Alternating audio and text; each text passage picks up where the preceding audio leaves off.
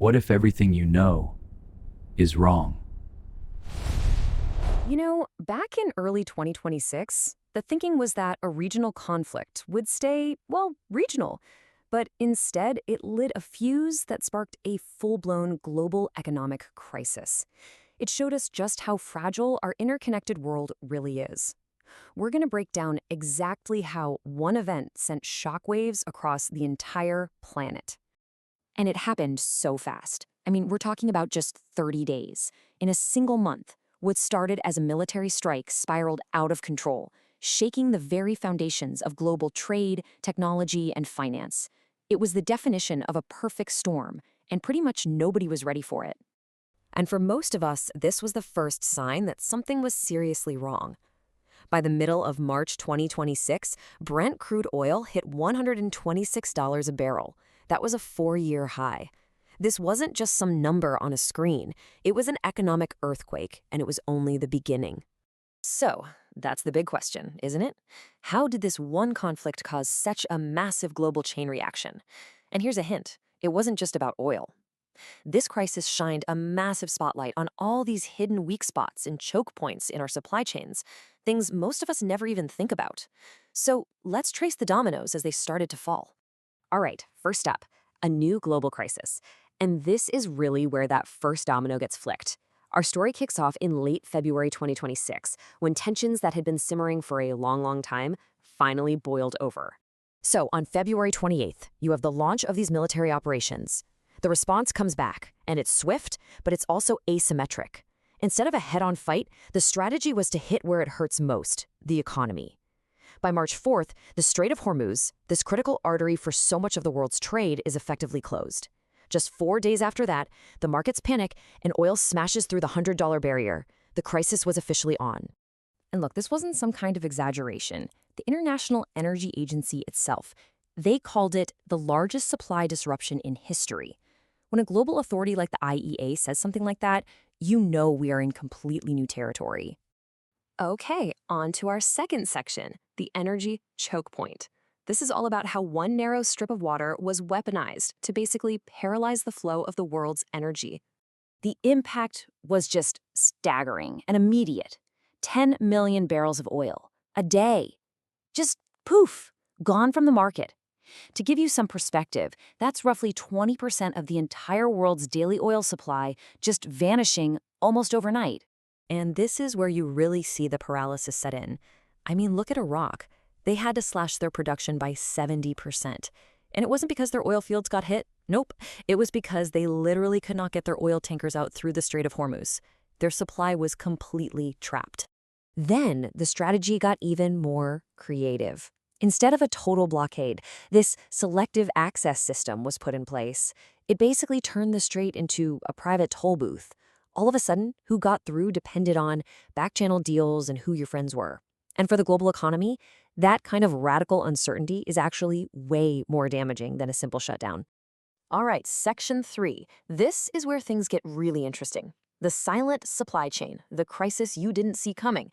Because that big, loud oil crisis, it was actually masking a much quieter crisis that was unfolding, one that would shake the foundations of our modern world.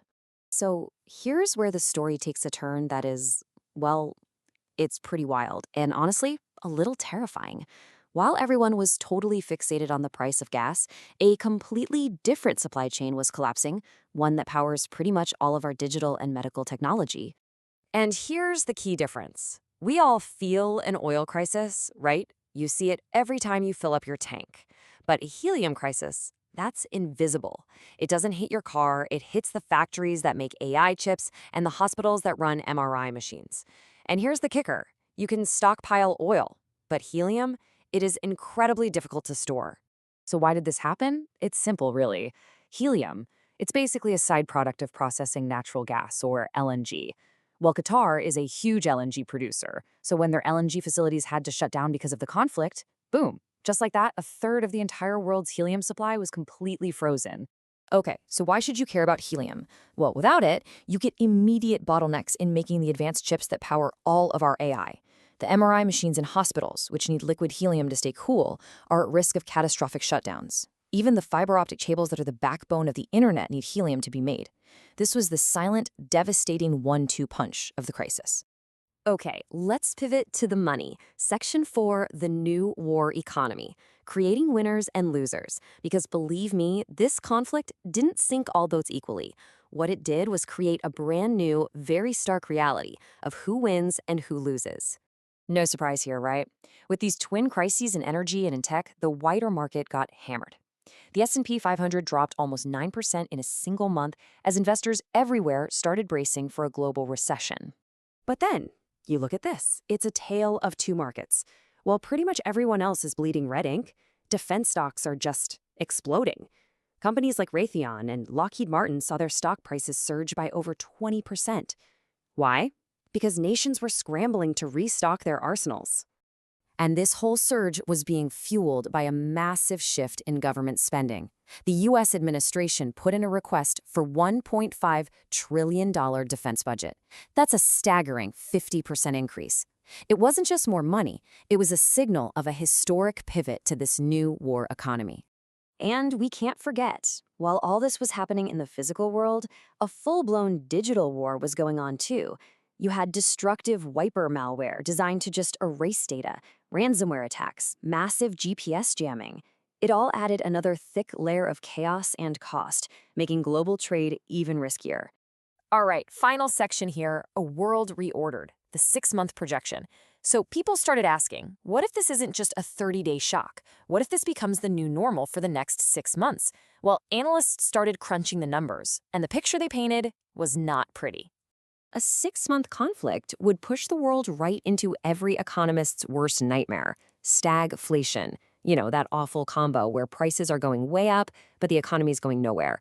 Projections showed global growth grinding to a halt, Europe possibly falling into recession, and oil prices staying stubbornly high, well above $110 a barrel.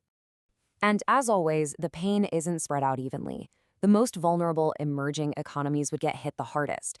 You've got countries like Pakistan suddenly unable to afford critical imports, Egypt staring down a debt crisis because of food inflation, and even a high-tech giant like South Korea was projected to see its industry shrink, all because it depended on helium and gas from the Gulf. So what's the big takeaway here? This whole crisis just ripped the Band-Aid off, showing us that our slick, efficient global economy is actually balanced on just a few really fragile points. This new war economy might just be the new baseline. And that leaves us with one big, lingering question. Who's going to be left paying the price? Understanding begins with why.